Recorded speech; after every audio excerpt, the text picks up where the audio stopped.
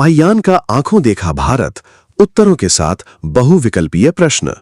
अपना score comment में जरूर बताएं। आपने 15 में से कितने प्रश्नों के सही उत्तर दिए? 1. फाइयान कौन थे? ए. भारतीय राजा, बी. चीनी बौद्ध भिक्षु, सी. यूनानी सेनापति, डी. व्यापारी। उत्तर है बी. चीनी बौद्ध भिक्षु। 2. फाइयान लगभग किस काल में भारत आए थे? ए. पहली शताब्दी ईसा पूर्व, बी. दूसरी शताब्दी ईसवी, सी. चौथी पांचवी शताब्दी ईसवी, डी. 8वीं शताब्दी ईसवी। उत्तर है सी. चौथी पांचवी शताब्दी ईसवी। 3. फाइयान ने भारत की यात्रा लगभग कब शुरू की? ए. 299 ईसवी, बी. 399 ईसवी, सी. 499 ईसवी, डी. 599 ईसवी। उत्तर है बी. 399 ईसवी। 4. फाइयान की भारत यात्रा का प्रमुख उद्देश्य क्या था? ए. भारत पर विजय प्राप्त करना, बी. व्यापार करना, सी. बौद्ध ग्रंथों और परंपराओं का अध्ययन करना, डी. राजमहल बनाना। उत्तर है सी. बौद्ध ग्रंथों और परंपराओं का अध्ययन करना। 5. फाइयान किसके जीवन से जुड़े पवित्र स्थलों की तलाश में भारत आए थे? ए. सम्राट अशोक, बी. गौतम बुद्ध, सी. चंद्रगुप्त मौर्य, डी. समुद्रगुप्त। उत्तर है बी. गौतम बुद्ध। 6. फाइयान ने भारत के किन क्षेत्रों की यात्रा की? ए. केवल दक्षिण भारत, बी. केवल पश्चिम भारत, सी. उत्तर भारत के कई महत्वपूर्ण क्षेत्र, डी. केवल पूर्वोत्तर भारत।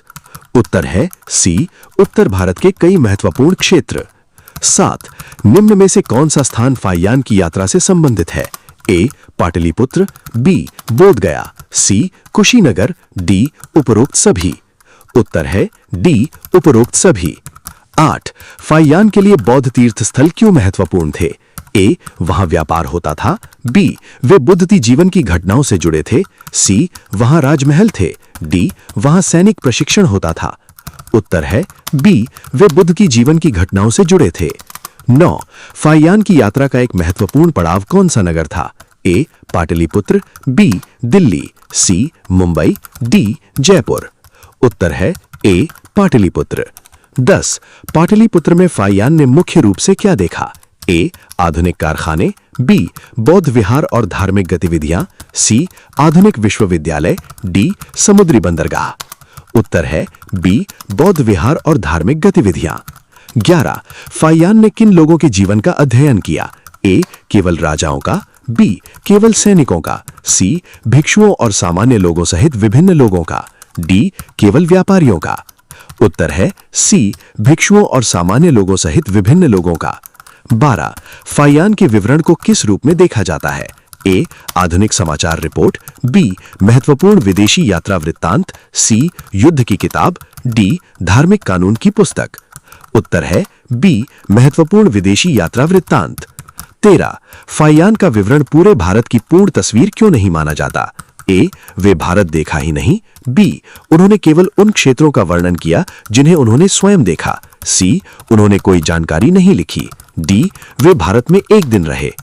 उत्तर है बी. उन्होंने केवल उन क्षेत्रों का वर्णन किया जिन्हें उन्होंने स्वयं देखा। 15. फाइयान की यात्रा का सबसे महत्वपूर्ण उद्देश्य क्या था? ए. बौद्ध साहित्य और विनय परंपरा से संबंधित सामग्री प्राप्त करना, बी. राजाओं से युद्ध करना, सी. भारत में व्यापार शुरू करना, डी. नई राजधानी बनाना। उत्तर है ए. बौद्ध साहित्य और विनय परंपरा से संबंधित सामग्री प्राप्त करना।